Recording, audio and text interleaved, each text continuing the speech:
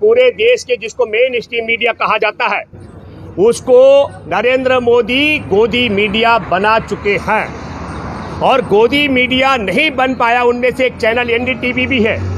आपने देखा होगा कि एनडीटीवी के परिणय राय और राधिका राय जो उसके संस्थापक हैं, 9 अगस्त को मुंबई में 2019 में वो एयरपोर्ट पे उन्हें हिरासत में ले लिया था।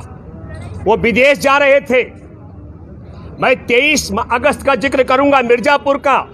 मिर्जापुर में एक पत्रकार, उसने मध्याह्न भोजन तो दोपहर का बच्चों को खिचड़ी वाला जो सिस्टम होता है, सरकारी विद्यालय में भोजन मिलता है, उसने बच्चों को नमक में रोटी खिलाई जा रही थी, उसका वीडियो बनाया, उस पर देशद्रोह का मुकदमा बनाया गया। ये सब इसलिए हथकंडे थे क्योंकि एनडीटीवी को गोदी मीडिया बना पाने में मोदी सरकार असफल रही। और पवन जायसवाल जिसने वो दोपहर के भोजन में नमक और रोटी मिर्जापुर में दिखा था 2019 में, उसके भी अलग अलग तरीके की रिपोर्टिंग से सरकार परेशान थी। और एक तीसरा जिक्र हम करते हैं, वो है अर्नब गोस्वामी का, जो एक आर्किटेक्ट का, एक ठेकेदार का, उसके काम का 88 लाख रुपए दबा करके बैठा हुआ है। और 2016 से मोदी सरकार ने उसकी हिफाजत के लिए सुरक्षा व्यवस्था तैनात कर रखी है। अन्वय नायक जब अपने पैसे के लिए, अपनी वसूली के लिए, अपने बकाया रकम के लिए अर्नब गोस्वामी के पास जाता था तो भारत की मोदी सरकार की पुलिस, अमित शाह की पुलिस, तब राजनाथ सिंह गृह मंत्री थे, इनके वो जो सुरक्षा कर्मी हैं वो किसी भी कीमत पर अन्वय नायक को, अर्नब गोस्वामी को नहीं मिलने देते थे। तो अर्नब गोस्वामी 83 लाख रुपए दबा के बैठा हुआ है। जब पुलिस उसे गिरफ्तार करती है, जेल में डालती है, तो गृह मंत्री, रक्षा मंत्री और भारत के अलग अलग राज्यों के मुख्यमंत्री और पूरा संघ परिवार उसके साथ खड़ा हो जाता है। अब मैं बात करना चाहता हूं कि जिस तरीके से मेन स्ट्रीम मीडिया को गोदी मीडिया बनाया गया है, उसी तरीके से अब भारत में जो सोशल मीडिया, खास करके यूट्यूब चैनल पर जो जनता की आवाज, देश में एक एक व्यक्ति की आवाज और सरकारों की पोल खोल होती है, उसको भी गोदी मीडिया बनाने का षड्यंत्र जारी करने के लिए कानून में बदली कर दिया गया। संविधान के 357वां संशोधन कर दिया गया है। और वो क्या कहा जा रहा है, इसके लिए भी एक कानून बना दिया गया। राष्ट्रपति ने अधिसूचना जारी कर दी है। अब सोचने की बात है कि अचानक एक कैसे बदलाव आया। मोदी सरकार को ऐसा कैसे सूझा, बिहार के चुनाव में जैसे रिजल्ट आता है और बिहार के चुनाव के रिजल्ट आने के बाद एनडीए की जीत होती है, पर एनडीए के लोग जश्न नहीं मना पाते हैं। आपने देखा होगा रिजल्ट आने के बाद एनडीए की बहुमत से ज्यादा सीटें हासिल हुई, 125 सीटें, लेकिन नीतीश कुमार ने किसी तरीके का भी जश्न नहीं मनाया। जो सरकार में बैठे मंत्री हैं वो चुपचाप रहे। सोशल मीडिया ने एक्सपोज किया इस पूरे मामले को। तब एक दिन बाद, कल का जिक्र है, आपने देखा होगा प्रधानमंत्री नरेंद्र मोदी जी ने भाजपा मुख्यालय में एक बड़ी सभा का आयोजन किया। और आपने दूसरा देखा होगा, इसका मैं पहले कारण क्या है, अब पूरे देश और दुनिया ने देखा कि जब तेजस्वी की सभा हो रही थी तो वहां हजारों हजार की संख्या में लोग थे। ये सोशल मीडिया का देन है। सोशल मीडिया दिखा रहा था एक एक जनसभा में कैसे लाख, 1.5 लाख, 2 लाख, 50-50 हजार लोग उसकी सभा में जुट रहे थे। और मेन स्ट्रीम मीडिया कहीं नहीं दिखा रहा था कि नरेंद्र मोदी के आगे की कुर्सियां खाली हैं, नीतीश कुमार के आगे की कुर्सियां खाली हैं। ये बात देश और दुनिया के मन में बड़ा सवाल है। जिस नरेंद्र मोदी को और जिस नीतीश कुमार को बिहार की जनता सुनने नहीं आई, उसके बक्सों में वोट कैसे निकला, ये बड़ा सवाल है। मैं इसलिए कहना चाहता हूं, मैं बधाई देना चाहता हूं कि YouTube चैनल के माध्यम से देश और दुनिया में ये पोल खोल हुई। हमारे देश के निहत्थे जवान 15 जून को जब चीन की सेना ने पीट पीट कर मार डाले थे, 20 जवानों की हत्या कर दी थी, 76 जवान घायल कर दिए थे, किसी मेन स्ट्रीम मीडिया ने नहीं दिखाया। मैं बधाई देना चाहता हूं मोदी सरकार की कायरता की और हमारे जवानों की हत्या और बर्बरता की एक्सपोज को, रिपोर्ट को खुलासा करने का काम भी यूट्यूब ने किया। 14 फरवरी 2019 को पुलवामा में जब हमारे 40 जवानों की हत्या हुई, हत्या मैं इसलिए कहूंगा कि खुफिया एजेंसी की रिपोर्ट थी मोदी सरकार के पास कि आतंकी हमला होगा और आरडीएक्स से हमला होगा, मोदी सरकार ने वो रिपोर्ट खारिज कर दी थी। आला अधिकारियों ने कहा था कि जवानों को जिंदा और सुरक्षित पहुंचाने के लिए जहाज दो, मोदी सरकार ने खारिज कर दी थी। और मोदी उस दिन जंगल में थे। मैं बधाई देना चाहता हूं कि एक तरफ खुफिया एजेंसी की रिपोर्ट खारिज करना, जहाज की मांग को खारिज करना, और वहां जवानों के शव के टुकड़े पड़े हुए थे, और जंगल में नरेंद्र मोदी एक विदेशी गोरे के साथ में शूटिंग पर व्यस्त थे। ये बात भी हमारे देश के यूट्यूब चैनल ने एक्सपोज की। अब आप समझ लीजिएगा, हमारे देश में आप सब लोगों ने देखा कि फिल्म इंडस्ट्री के नायक, ये कलाकार सुशांत सिंह राजपूत ने आत्महत्या की। 3 महीने से ज्यादा समय तक उसकी आत्महत्या को हत्या और 15 करोड़ रुपए का गबन का षड्यंत्र मेन स्ट्रीम गोदी मीडिया बताता रहा, लेकिन समय समय पर पोल खोल करता रहा यूट्यूब चैनल के माध्यम से, सोशल मीडिया पर, कि नहीं, सुशांत सिंह राजपूत ने आत्महत्या की। वो चरस और गांजा का आदी था। चरस और गांजे के आदी के अलावा वो मानसिक तौर पर भी परेशान था, उसने आत्महत्या की। और इस आत्महत्या की पोल खोल मुंबई की पुलिस ने 24 घंटे में करवा दी, और हमारे एम्स में बैठे डॉक्टरों को 43 दिन लगे। और किस दिन पोल खोल की?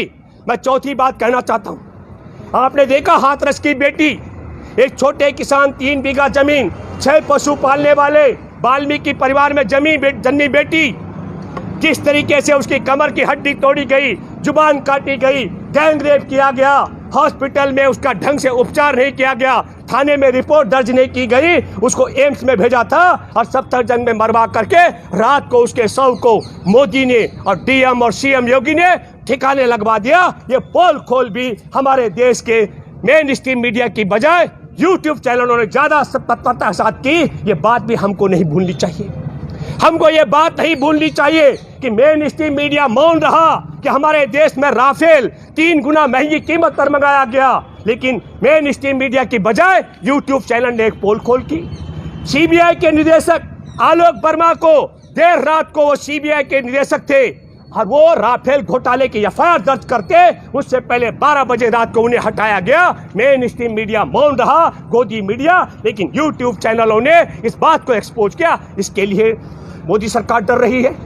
हमारे देश का विकास दर संगठित क्षेत्र का -24 और असंगठित क्षेत्र का जोड़ दें तो -50 पहुंच चुका है। मेन स्ट्रीम मीडिया इस पर मौन है, लेकिन यूट्यूब चैनल ने एक्सपोज किया कि हमारे देश का विकास दर -50 में पहुंच चुका है। संघ परिवार की सरकार कांप रही है। हमारे देश में बेरोजगारियों की जो दशा है वो 1945-47 के दशा में पहुंच चुका है। देश बेरोजगारों की लाइन लग चुकी है। हमारे देश में इस बात को अभी पोल खोल यूट्यूब चैनल ने किया। जिस दिन 569 मामले थे देश के अंदर कोरोना के, तब देश में ताला बंद करके 14 करोड़ लोगों की रोजी रोटी छीनकर, रेल और बस सेवा बंद करके, पैदल चलते चलते जो भूख से मर रहे थे, जो रेल से कट के मरे, जो चलते चलते गाड़ियों से रौंद के मरे, जिन महिलाओं ने चलते चलते खुले आसमान में के नीचे बच्चे जने, इस बात को मेन स्ट्रीम मीडिया ने कहीं नहीं दिखाया। मजदूरों के पैरों पर बस टपक रहा था, खून निकल रहा था, खान निकल गई थी, और वो भूखे प्यासे चलते चलते मर रहे थे। इस बात को भी यूट्यूब चैनल ने एक्सपोज किया। हमारे देश के अंदर रुपए की कीमत रसातल में चली गई। प्रधानमंत्री झूठ पर झूठ बोलता है मोदी, ये बात भी यूट्यूब चैनल ने एक्सपोज की। हमारे देश से नेपाल को तेल जाता है, पेट्रोल डीजल, और भारत की अपेक्षा वहाँ 20 रुपए लीटर सस्ता बिकता है, यहाँ 20 रुपए महंगा मिलता है। 23 रुपए का लीटर का तेल 80 रुपए से महंगा बेचा जा रहा है। ये बात भी मेन स्ट्रीम मीडिया नहीं बताता, यूट्यूब चैनल बताते हैं। हमारे देश के अंदर किसानों के लिए जो कानून था न्यूनतम समर्थन मूल्य, मैं बधाई देना चाहता हूं, केरल की सरकार ने सब्जियों में भी शामिल कर दिया है। और न्यूनतम समर्थन मूल्य को खत्म करने के लिए और देश भर की मंडियों की जमीन को छीनने के लिए और हमारे देश में जमाखोरी करा करके किसानों को लूटने और देश के उपभोक्ताओं को लूटने के लिए जो काले कानून लाया है मोदी सरकार, इनकी ज्यादा पोल खोल मेन स्ट्रीम मीडिया ने नहीं, हमारे यूट्यूब चैनलों के माध्यम से की गई है। तो मैं ये भी कहना चाहता हूं कि हमारे देश के 137 करोड़ की आबादी में सबसे ज्यादा अगर घर घर तक एक एक व्यक्ति की आवाज और एक एक व्यक्ति की आवाज देश तक पहुंचाने का काम मेन स्ट्रीम मीडिया नहीं कर रहा है। कौन कर रहा है? यूट्यूब चैनल कर रहे हैं, फेसबुक कर रहा है। तो मैं बधाई देना चाहता हूं देश के युवाओं को जो यूट्यूब चैनल को संचालित कर रहे हैं। और दुख और अफसोस की बात है कि हमारे देश में सवाल ये यूट्यूब चैनल पर हमला नहीं है, हमारे देश की 137 करोड़ आबादी की जुबान, उनकी आवाज को दबाने का षड्यंत्र है मोदी सरकार का। अफसोस की बात है हमारे देश के राष्ट्रपति ने भी उस अधिसूचना को पर हस्ताक्षर कर दिए। मैं पूरे देश के 137 करोड़ आबादी से आग्रह करना चाहता हूं, जो कुछ अब आप अपने फेसबुक में अब तक लिखते रहे हैं, उन सब को जो आप अपनी वेदना लिखते हैं, जो आवाज उठाते हैं फेसबुक के माध्यम से, जो यूट्यूब के माध्यम से, आपको किसी भी कीमत पर कभी भी, जैसे आपने देखा होगा हमारे देश में मास्क न लगाने वाले पर चालान करती है पुलिस, उसका वीडियो बना देती है। कल आपने देखा राजधानी दिल्ली में नरेंद्र मोदी सभा को संबोधित कर रहे थे, हजारों हजार की संख्या में लोग वहां पर थे, मास्क नहीं लगा हुआ था, सोशल डिस्टेंसिंग नहीं थी और स्वयं नरेंद्र मोदी ने भी मास्क नहीं लगा रखा था। दिल्ली पुलिस से मैं आग्रह करता हूं नरेंद्र मोदी पर सोशल डिस्टेंसिंग का उल्लंघन करने का, मास्क न लगाने का और कोरोना काल में हजारों हजार की संख्या में सभा को संबोधित करने का मुकदमा दर्ज किया जाना चाहिए। मैं मांग करता हूं आपके माध्यम से जो भाजपा मुख्यालय में हजारों लोग जुटे हैं, उन सब पर मास्क न पहनने का, सोशल डिस्टेंसिंग का और कोरोना फैलाने का मुकदमा क्यों नहीं दर्ज होना चाहिए। मैं परसों यहाँ जंतर मंतर पर था, पुलिसकर्मी आए, धरने पे बैठे 3 महिलाओं का फोटो खींचा और उनका चालान किया गया। मैं ये बात इसलिए कहना चाहता हूँ, अगर मास्क से कोरोना रुकता है तो मोदी बताए कि मोदी बिना कोरोना के, बिना मास्क के कल सभा को संबोधित क्यों कर रहे थे। और मास्क से कोरोना नहीं रुकता है तो मास्क के नाम पर नौटंकी और चालान क्यों किए जा रहे हैं। मैं ये बात इसलिए कह रहा हूं, इसका कोई कानून नहीं है, सिर्फ बोल दिया सरकार ने कि जिसके पास मास्क नहीं होगा उसका चालान किया जाएगा।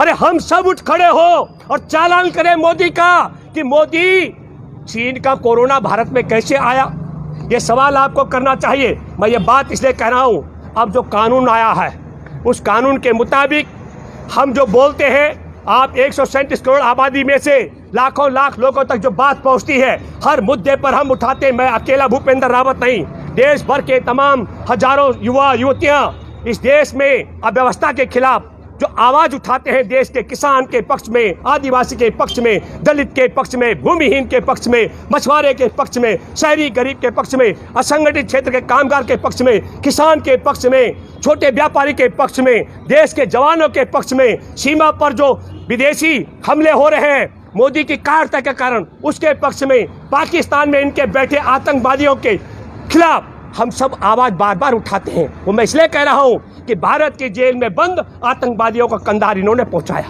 वो पाकिस्तान में बैठ करके इनके इशारे पर, संघ परिवार के इशारे पर हमारे देश पर समय समय पर हमला करता है। तो मैं आपसे कहना चाहता हूं, उठ खड़े हो पूरे भारत के लोगों। ये नालायक कृत्रिम कोरोना लाकर हमारे देश के लोगों की रोजी रोटी छीने, अब कहते हैं मुंह पर मास्क लगा के चलो, नहीं तो 500-500 का चालान होगा। और मैं आपसे कहना चाहता हूं, हमारे देश में अभिव्यक्ति की स्वतंत्रता है, हम मानते हैं कुछ कायदे कानून होने चाहिए, पर कैसा कायदा कानून होना चाहिए। 9 अगस्त को आपने एनडीटीवी के संस्थापक परिणय राय और उनकी पत्नी राधिका को हिरासत में ले लिया। आपने पवन जायसवाल को जो रोटी और नमक खिला रही थी योगी सरकार दोपहर के भोजन में बच्चों को, उसकी वीडियो बनाने वाले को जेल में डाल दिया।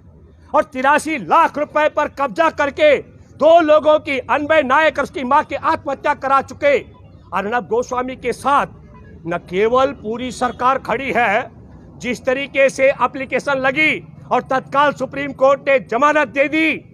दुष्यंत है जो बार एसोसिएशन के अध्यक्ष दुष्यंत दुबे, उन्होंने भी कहा हमको तो लगता है कि देश के मीडिया को भी मोदी चला रहे हैं, देश की अदालतों को भी मोदी चला रहे हैं और देश की पूरी व्यवस्था को भी मोदी चला रहे हैं और पड़ोसी देशों के आतंकवादियों को मोदी चला रहे हैं। और अब देश के सोशल मीडिया को भी मोदी चलाना चाहते हैं। ये बात हमको मंजूर नहीं है। मैं आप सब लोगों से आग्रह करता हूं कि उठ खड़े हो, और मैं भूपेंद्र रावत आपसे अपील करता हूं कि मोदी या संघ परिवार के जुल्म ये छोटी बात है। हमारे पुरानों ने तो अंग्रेजों को उखाड़ फेंका, इसलिए इस संघ परिवार की व्यवस्था को उखाड़ फेंकने के लिए और हमारे देश में जन जन की आवाज को जिंदा और बुलंद रखने के लिए सोशल मीडिया पर अंकुश लगाने का जो षड्यंत्र मोदी सरकार कर रही है, इसके खिलाफ हम सबको एकजुट होना पड़ेगा। मैं आपसे अपील करने के लिए आज आया हूं। जहां तक मेरी बातें पहुंचे, हमने एक पेज शुरू किया वॉइस ऑफ इंडियन पीपल्स। वो इसलिए किया ताकि आसानी से संवाद हो सके, हम एक दूसरे के टच में रहे। मैं आप सबसे अपील करने आया हूं, देश में जितने भी लोग अपने पेज और YouTube चला रहे हैं, हम सब लोग एकजुट होंगे, संगठित होंगे और उखाड़ फेंकेंगे इस व्यवस्था को जो हमारे देशवासियों की आवाज को दबाने के लिए काला कानून, दमनकारी कानून YouTube, और खास करके YouTube का मतलब इंटरनेट के माध्यम से जो वीडियो, जो सूचना आदान प्रदान होती है, उसको रेगुलेट करने के नाम पर देश के युवाओं को जेल में डालने का षड्यंत्र करेगी। मैं ये बात इसलिए भी कहना चाहता हूँ आपके सामने, आप सबको मालूम है कि नहीं, धारा 370 का विरोध करने वाले एक पत्रकार है कश्मीर में, वो 806 दिन से आसिफ सुल्तान वो जेल में बंद है। और बिहार में धारा 370 का विरोध करने वाला जनता दल यू, जो 6 अगस्त को संसद के अंदर 2019 में धारा 370 को हटाने का विरोध किया, उसके नेता को मुख्यमंत्री बनाया जा रहा है। तुर्की में गया आमिर खान, वहां तुर्की के राष्ट्रपति ने विरोध किया था धारा 370 को हटाने का, उसको देशद्रोही बताया जा रहा है। और अमेरिकी राष्ट्रपति नवनियुक्त, उन्होंने CAA-NRC का विरोध किया, उन्हें बधाई दी जा रही है। वहां की हमारे भारतीय मूल की बेटी कमला हैरिस, हम बधाई देते हैं पूरे